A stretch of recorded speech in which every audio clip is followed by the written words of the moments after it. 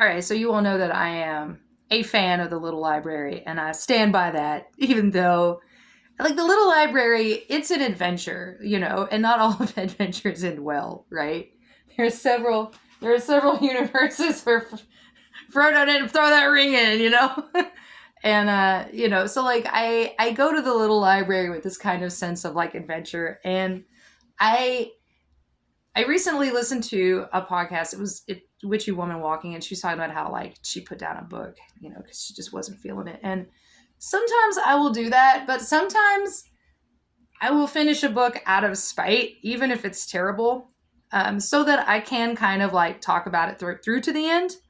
It's been about a week or two since I finished this one, and it's really, I think what really solidifies the fact that it was not any good is that I have just not thought about it at all until I saw it on my bench, and I was like, oh, I have to like do a review of this book so I can like get it out of my house. So I was sending it back to the Little Library from whence it became. All right. And like I said in the Calculating God video, I've hit a series of duds of books lately.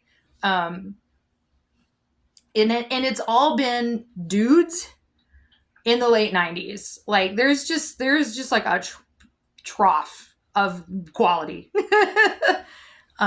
in writing in the late 90s, early 2000s. Like, I don't know,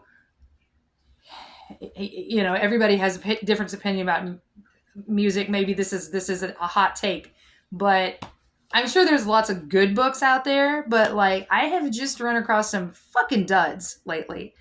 And the thing that has made them duds is the attitude of the authors, and that is being superimposed upon the characters. The main characters. The author is just writing this shit with this alacrity.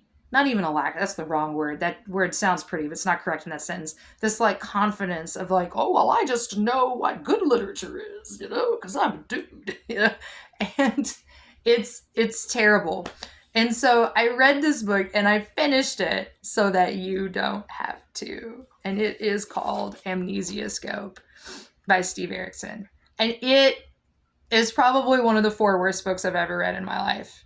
And like, it's pretty bad. Like, it's like how I said, like, the dude who wrote Calculating God like wanted so hard to be Carl Sagan. And I'm like, at least that's like a reasonable mark. I feel like this guy really wanted to be Hunter S. Thompson.